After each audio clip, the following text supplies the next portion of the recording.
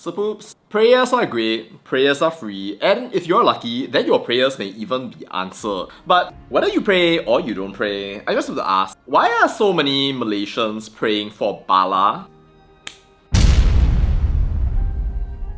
So poops, the Rain Rave is on right now and it is a pretty amazing lineup. International artists, local artists, lots of different performances, and also a whole bunch of people praying for disaster. Here's an example from Haya Roy. With a Bismillahirrahmanirrahim, I ask you, God, bring the heaviest rain, strong thunder, and connected lightning so that the water festival can be cancelled. We have never supported the violations that could bring your wrath, O God. Protect us and our children who were loyal to you from being hit by storms. Only to you we pray. Also, from XTCN Ho, I pray that all of Bukit Bintang will have an earthquake from Izzy 1. Steady, stand by. A disaster is waiting, guys. Enjoy Lou. And even another one here from Ali Sa that says, I hope some have drug overdoses that cause death. Amin. Truly amazing, most wonderful,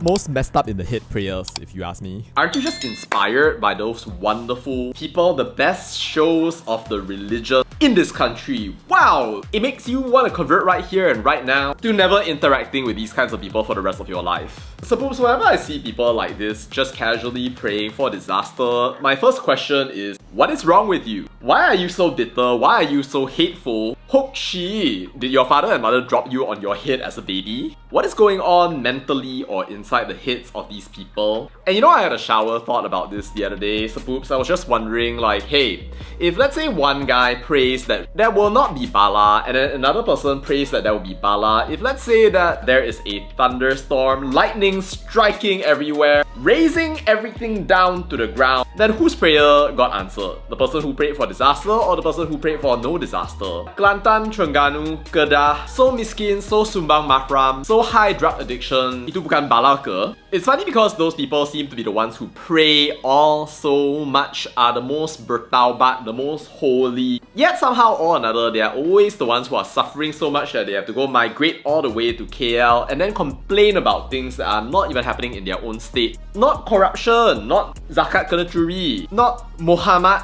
Taufik, whoever he is. But nope, apparently the number one thing to complain about is an EDM festival and Tiong King Sing. You know, Wali Tiong has been an absolute champion through all of this. He officiated the thing, hung out, sprayed water. It was a nice fun collaboration. And also of course some very good advice, which is that, yo, if you don't like it, then just don't show up. Why do you need to go out there and start praying for bala or thinking that you're gonna get punished? You know, you can't even count the number of bullshit excuses people have been making about how allegedly ini membazirkan wang. Kenapa tak ada open house? Do open houses showcase local artists and also facilitate hotel deals and GDP? Do open houses serve local vendors and a whole bunch of people who are selling stuff so that they can make a living? And when these people are just tired of saying the exact same thing, then they change their approach and say, ini tidak melambangkan budaya kita, this is not our culture, that's not who we are. And they missed the entire start of the event, which was entirely cultural dances, cultural performances, which of course these people don't pay attention to because they just don't like EDM, they don't like music, and it is so much easier to just say, oh, it's horrible, it's bad, ini akan mengundang bala, because they're not thinking of anything else. Then some of these people talk about how you cannot decry the spread of a Dajjalic system while funding the businesses that promote it. Talking about penjajahan budaya, pertahankan hak kita sebagai orang Muslim. Jangan diperdayakan, don't be fooled. Umat tidak harus menyertai aktiviti yang boleh menjejaskan iman. While by the way they fund their Songkran with 70k and they hang out and spray water at one another, where exactly in any of the promotional materials did it say that this rain rave was actually Songkran? Did they ever say that? Is there any religious inspiration here? Did anybody say that if you get sprayed with water during the rain rave, then that means that you've been purified? Your spirit has been cleansed? No, that never actually happened, but you have people like Firdaus Wong saying Pesta Air ala Songkran, giving explanations about all of this and how there's a tradition of Simbah Air. But there's no proof that the water festival in Malaysia is actually Songkran. I mean, he says that it's Songkran bertukar wajah, but where did it ever say in any of the promotional materials that Rain Rave is actually Songkran?